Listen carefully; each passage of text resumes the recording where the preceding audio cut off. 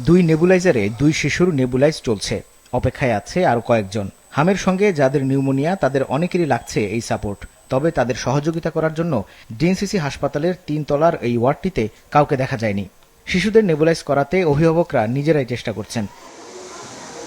এই হাসপাতাল আজ সামলাচ্ছে হাম উপসর্গে ভর্তি হওয়া চলতি বছরের সর্বোচ্চ 504 রোগী। নতুন ভর্তি হয়েছে 128। গেল 16 দিন ধরে দৈনিক গড়ে অন্তত 400 হাম রোগী চিকিৎসা দিচ্ছে ডিএনসিসি হাসপাতাল। যে কজন নার্স আছেন তাদের একজনকে রোগী সামলাতে হচ্ছে 30 জন পর্যন্ত। ফলে মানসম্মত সেবা ব্যাহত হচ্ছে, সেটি মানছে কর্তৃপক্ষ। ডাক্তার থেকে কিন্তু নার্স বেশি দরকার, কারণ চিকিৎসা দেয়া, কেয়ার করা, এটা মেজর পার্টটা কিন্তু নার্সই করছে। ফলে নার্সের একটা সংকট আমাদের আছে। এটার জন্য দেখা যাচ্ছে আমাদের বেড বাড়াতে গেলেই নার্স সংকট। আমাদের হাসপাতালে আরো 3-4 দিন আগে আসছে, তাহলে অবশ্যই আমার এই চিকিৎসা দেওয়াটা সহজ হতো আমাদের জন্য। এবং এখন আমাদের হাসপাতালে আসলে এইচডিওতে প্রচুর ক্রিটিক্যাল রোগী ভর্তি আছে, এবং অনাপন্ন রোগী ভর্তি আছেন। আমরা সর্বোচ্চ চেষ্টা করে যাচ্ছি তাদের জীবন বাঁচানোর জন্য। এদিকে হাম উপসর্গে গেল 24 ঘন্টায় রেকর্ড সর্বোচ্চ 17 জনের মৃত্যু হয়েছে।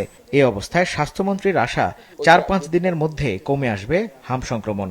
আমরা আশা করি আগামী 4-5 দিনের ভিতর মেজাজটা কমে আসবে। এখানে একটা বিরাট গ্রুপ রয়ে গেছে যেটা আনভ্যাকসিনেটেড, ওইখান থেকে রোগীগুলি এখন বেশি আসতেছে।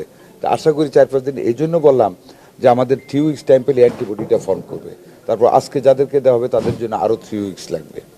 হাম উপসর্গে চলতি বছর এরই মধ্যে মৃত্যু ছাড়িয়েছে 300, রোগী ছাড়িয়েছে 47,000। মাহমুদ কমল, মাছরাঙা সংবাদ, ঢাকা।